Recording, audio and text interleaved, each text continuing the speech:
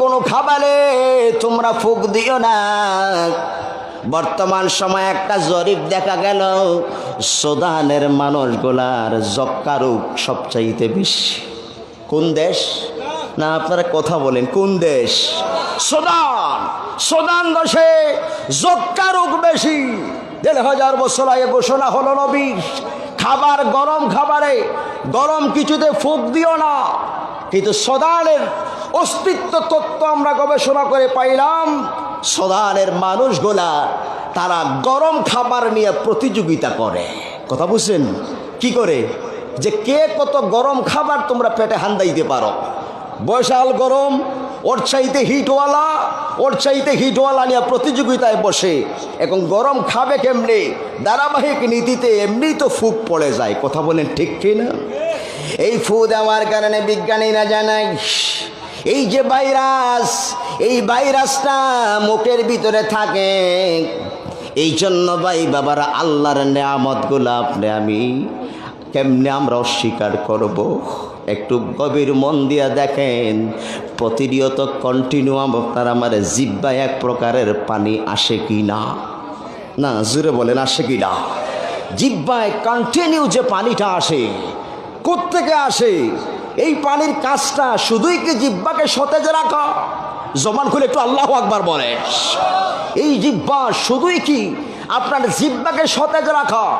না, একজন মানুষের মুখে যখন থুতু ভর্তি হইয়া যায়, মুখের ভিতরে থুতু রাখতে পারে না, এক সময় মুখ থেকে ফেলে দিতে হয়। কথা বলেন, কথা বলেন। বিজ্ঞানীরা গবেষণা করে পৃথিবীর মানুষকে তত্ত্ব জানায়, এত সুন্দর জিহ্বা, ওই জিহ্বায় কন্টিনিউ এমন প্রকারের পানি, যেই পানি কখনো কখনো বান্দার মুখের ভিতরে তুতু আকারে বিশাল বৃত্তি ধারণ করে।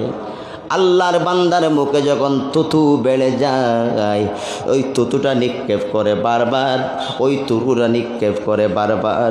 কেন নিক্ষেপ করে? তার মানে হলো আল্লাহ কত দয়াবান। আপনার আমার মুখের ভিতরে যদি কোনো প্রকারের ভাইরাস ক্ষতিকর কিছু প্রবেশ করে, তুতু ফেলার সাথে মুখ থেকে তা বের হয়ে যায়। জোরে কোন আল্লাহু আকবার। কত প্রকারের এমন কিছু বিষয় আপনার আমার পেটের ভিতরে যাচ্ছে। ১,৫০০ বছর আগে অহির স্লোগান হলো, যেটি হলো যে আল্লাহ হারাম করে দিয়েছেন লাহামুল খিনজির, শুকরের গোশত। কথাটা মনে আছে? যে সেই ছেলেটা হোটেলে ঢুকিয়া বলছে, আমাকে একটু শুকরের গোশত দাও। নাউজুবিল্লাহ, একটু জোরে কন। কিসের গোশত? শুকরের গোশত। বিজ্ঞানীরা আজকে মাথা গরম। পৃথিবীতে গরু খাইলে সমস্যা হয় না, ছাগল খাইলে সমস্যা হয় না, উট খেলে সমস্যা হয় না, শূকর একটা প্রাণী, হেইয়া খেলে সমস্যা হবে কেন? তারা পুরো শূকরের গোশত নিয়ে গবেষণা করলো। আপনাদের কষ্ট হচ্ছে মনে হয়? একটু আওয়াজ দিয়ে বলেন, ইসলাম পরিপূর্ণ ধর্ম নাকি অপূর্ণ?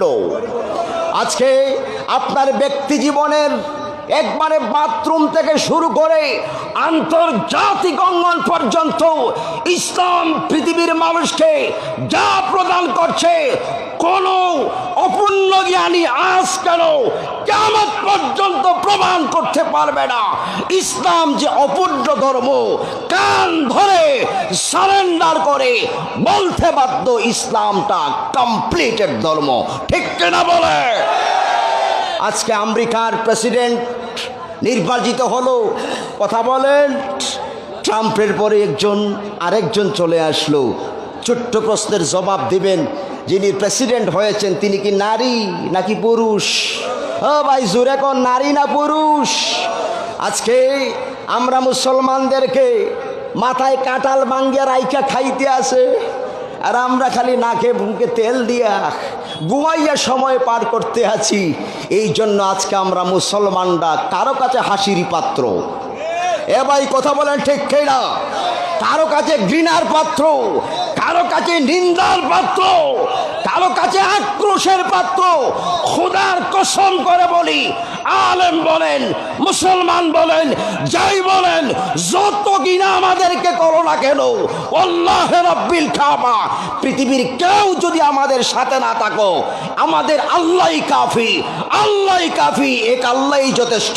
ঠিক কিনা বলে?